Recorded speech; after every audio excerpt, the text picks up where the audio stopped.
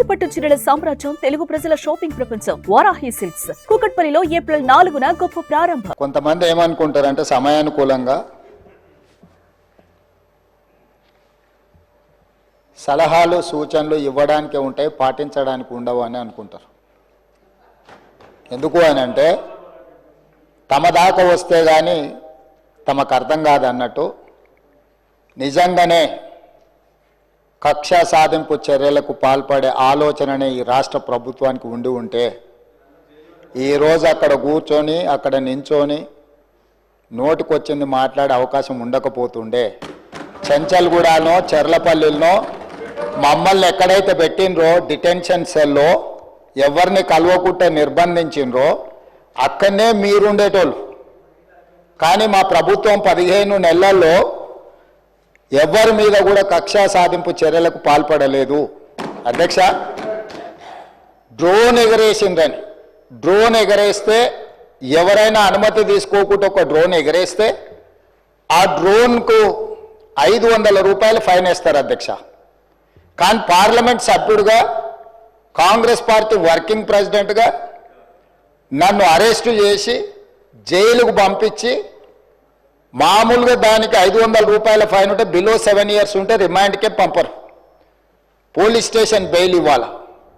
కానీ అధికారాన్ని అడ్డం పెట్టుకొని అన్ని రకాల వ్యవస్థల మీద ప్రభావితం చేసి చెర్లపల్లి జైలుకు పంపించి నక్సలైట్లు ఐఎస్ఐ తీవ్రవాదులు ఉండే డిటెన్షన్ సెల్లో ఒక కాంపౌండ్లో ఏ ఒక్క ఖైదీని లేకుండా 7 ఫీట్లు బై 12 ఫీట్లు ఉంటే అందులో 3.5 ఫీట్లు పండుకోవడానికి దిమ్మె ఉంటుంది, ఒక చిన్న బాత్రూమ్ ఉంటుంది అధ్యక్ష.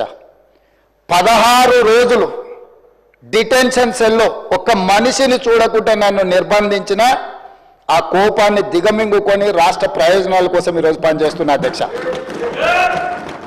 రాత్రిపూట పడుకోవడానికి లైట్ బంద్ చేయకుండా ట్యూబ్ లైట్లు ఆన్లో పెడితే అది ఓపెన్ ఎయిర్ జైలు.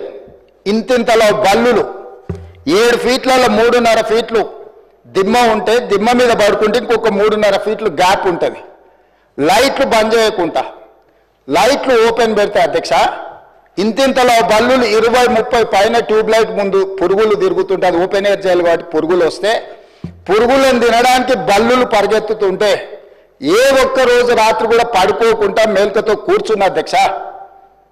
బయట కానిస్టేబుల్ లైట్ బంద్ చేయ పడుకుంటా అంటే లేదు సార్ పైనుంచి ఆదేశాలు ఉన్నాయి, ఆ ట్యూబ్ లైట్లు బంద్ చేస్తే మీరు పడుకుంటారు కాబట్టి ట్యూబ్ లైట్లు ఆన్లోనే పెట్టమని. ఆ ట్యూబ్ లైట్ స్విచ్ బయట ఉంటుంది అధ్యక్ష, లోపల ఉండదు.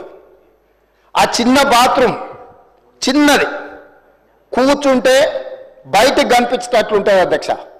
ఒకసారి నేను ఎమ్మెల్యేల హోమ్ కూడా నా దగ్గర ఉంది కదా, ఎమ్మెల్యేలను నేను తీసుకెళ్తా, మంత్రులను తీసుకెళ్తా. ఏ జైల్లో ఐఎస్ఐ తీవ్రవాదులను కరడుగట్టిన నక్సలైట్లను బంధిస్తారో పార్లమెంట్ సభ్యుని నన్ను 16 రోజులు అందులో బంధిస్తే 16 రోజులు రాత్రిపూట ఏ ఒక్క రోజు పడుకోలేదు అధ్యక్ష. పొద్దున పూట బయటకు వదిలినప్పుడు 6 గంటలకు వచ్చి ఖైదీలను బయటకు వదులుతారు కదా అధ్యక్ష. బయట ఒక చెట్టు ఉంటే 16 రోజులు పొద్దున పూట చెట్టు కింద పడుకున్న అధ్యక్ష. అయినా నేను కోపం ప్రదర్శించలే. ఇవన్నీ కూడా దేవుడు అనేటోడు ఉంటాడు, చూస్తాడు, అంతకు 4 ఇంతలు అనుభవిస్తారని నేను అనుకున్నా. సరిగ్గా నేను ప్రమాణ స్వీకారం చేసే రోజే నా మీద కక్ష సాధించిన వాళ్ళని దేవుడే చూపించి దావకంలో షరీక్ చేపించిండు అధ్యక్ష. నేను ఎవరిని ఏం అనాల్సిన పని లేదు. మొదటిసారి నన్ను జైల్లో ఎన్ని రోజులు పెట్టినరో వాళ్ళకి తెలుసు. నా బిడ్డ లగ్గం ఉంటే కూడా లగ్గానికి ఇంటరిం బెయిల్ 2 గంటలు పోయి లగ్గం చూడడానికి కూడా అభ్యంతరం పెట్టి ఢిల్లీ నుంచి న్యాయవాదులను తీసుకొచ్చి ఇక్కడ వాదించి ఆయన బిడ్డ లగ్గపత్రిక రాసుకోవడానికి కూడా వెళ్ళడానికి వీల్లేదు అని చెప్పి కోర్టులో వాదించిన వాదనలు అక్కడ ఉన్నాయి అధ్యక్ష. కోర్టు నాకు కండిషనల్ బెయిల్ ఇచ్చింది అధ్యక్ష. చెర్లపల్లి జైలు నుంచి ఎన్కన్వెన్షన్ ఫంక్షన్ హాల్కి పోయి నా బిడ్డ లగ్గపత్రిక రాసుకొని అక్కడ నుంచి సీదా మళ్ళీ చెర్లపల్లి జైలుకు పోయిన అధ్యక్ష. రాజకీయ కక్షా సాధింపు మీద నాదా? నా బిడ్డ లగ్గానికే పోకుంటే నన్ను అడ్డుకున్నా ఎవరికైనా అధ్యక్ష, మన పిల్లల కంటే మనకేముంటుంది అధ్యక్ష ఈ భూమి మీద? నా బిడ్డ లగ్గానికి లగ్గపత్రిక రాసుకోవడానికి కూడా అడ్డుకుంటే కూడా నేను మిమ్మల్ని ఏమనలే. నేను పార్లమెంట్ సభ్యుడిగా ఉంటే, పార్టీ వర్కింగ్ ప్రెసిడెంట్గా ఉంటే ఎవరో జర్నలిస్టు డ్రోన్ ఎగిరేసి వాళ్ళ విలాసవంతమైన బంగ్లాల వివరాలు తీసుకొచ్చి నాకు అందిస్తే వాటిని పత్రికలకు విడుదల చేసిన పాపానికి నన్ను అక్రమ కేసులు పెట్టి అదే చర్లపల్లి జైల్లో డిటెన్షన్ సెల్లో పెట్టారు అధ్యక్ష.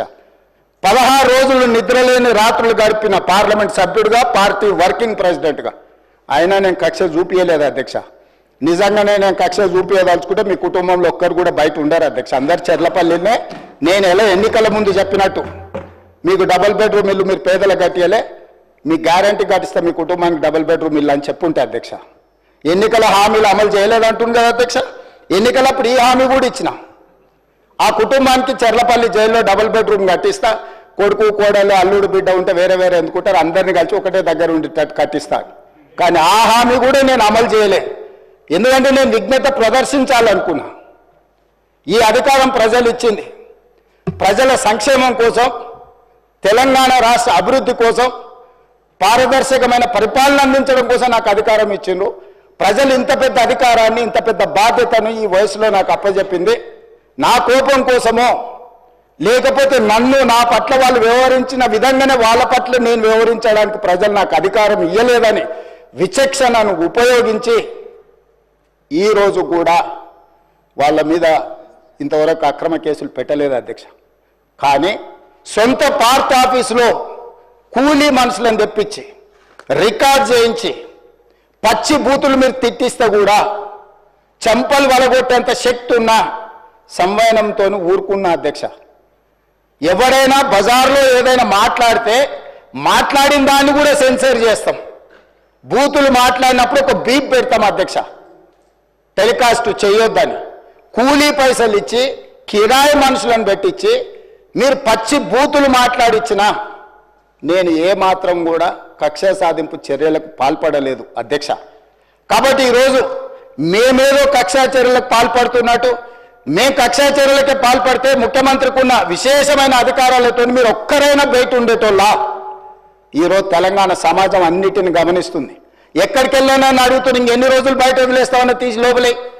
అసలు నువ్వు లోపలేస్తావనే కదా నీకు ముఖ్యమంత్రి పదవి చేసింది, నువ్వెందుకు ఇట్లా సమయం పాటిస్తున్నావు లోపలేయమంటే కూడా నేను ఏ రోజు కూడా అటువైపు పోయలేదు అధ్యక్ష. సుమన్ టీవీలో మీ పర్సనల్ అండ్ బిజినెస్ ప్రమోషన్స్ కోసం కింది నెంబర్కి కాంటాక్ట్ చేయండి.